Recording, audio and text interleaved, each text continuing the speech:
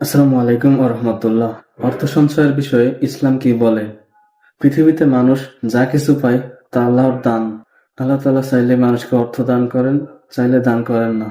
ইসলামে সম্পদ খরচের ক্ষেত্রে কৃপণতা যেমন নিষিদ্ধ, তেমন প্রাচুর্যের সময় সম্পদের অপচয় করাও নিষিদ্ধ। অর্থ সঞ্চয়ের বিষয়েও ইসলামের নির্দেশনা রয়েছে। পবিত্র কোরআনে আল্লাহ তাআলা বলেন, তোমরা আহার ও পান করো আর অপচয় করো না। তিনি আল্লাহ অপচয়কারীদেরকে পছন্দ করেন না এবং ভালোবাসেন না। সূরা আরাফ অন্য একটি আয়াতে আল্লাহ তাআলা বলেন যে, যে অর্থ সঞ্চয় করে সে বারবার তা গুণে দেখে। এই আয়াতে আল্লাহ তাআলা বান্দার অর্থ লিসপার অর্থাৎ লোভের কথা বলেছেন। হাদিসে আছে, ওই অর্থ সঞ্চয়ে হারাম ও গুনাহ হয় যাতে জরুরি হক আদায় কিংবা লোভের কারণে দিনের জরুরি কাজে বিঘ্ন ঘটে। হযরত আবু হুরায়রা রাদিয়াল্লাহু তাআলা আনহু থেকে বর্ণিত, নবী করিম সাল্লাল্লাহু আলাইহি ওয়াসাল্লাম বলেছেন, উত্তম দান তাই যা নিজ অভাবমুক্ততা রক্ষার সঙ্গে হয়। কৃপণ না হয়ে ইসলাম নির্দেশিত খাতে খরচে কোনো রকম দ্বিধা না করে হারাম পথে খরচের সব পথ বন্ধ করে দিয়ে অপচয় অপব্যয় না করার মাধ্যমে মিতব্যয়ী হলে দারিদ্র্যমুক্ত জীবন আল্লাহ তাআলা তাকে দান করেন। অপর এক হাদিসে নবী করিম সাল্লাল্লাহু আলাইহি ওয়াসাল্লাম বলেছেন, যে ব্যক্তি পরিমিত ব্যয় করে সে কখনো নিঃস্ব হয় না।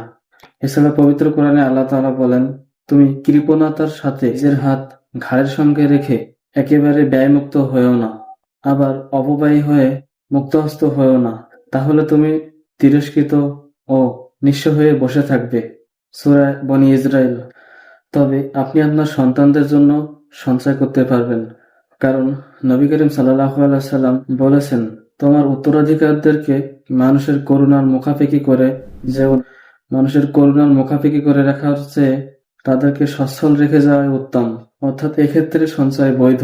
প্রিয় দর্শক, ইসলাম সঞ্চয়কে কতটুকু বৈধতা দিয়েছে তা আরও স্পষ্ট হয় একটি হাদিস থেকে। হযরত ইমাম আবু হানিফা ছিলেন একজন ধনী ব্যক্তি।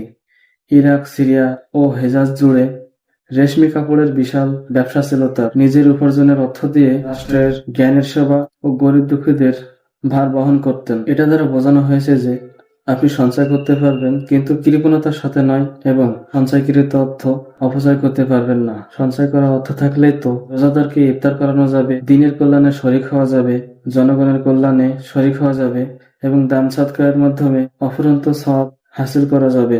আর উক্ত সঞ্চয় যখন নিসাব পরিমাণ হবে তখন তা যাকাতের মাধ্যমে 40 ভাগের 1 ভাগ গরিব দুঃখীদের মাঝে বিলিয়ে দিতে হবে।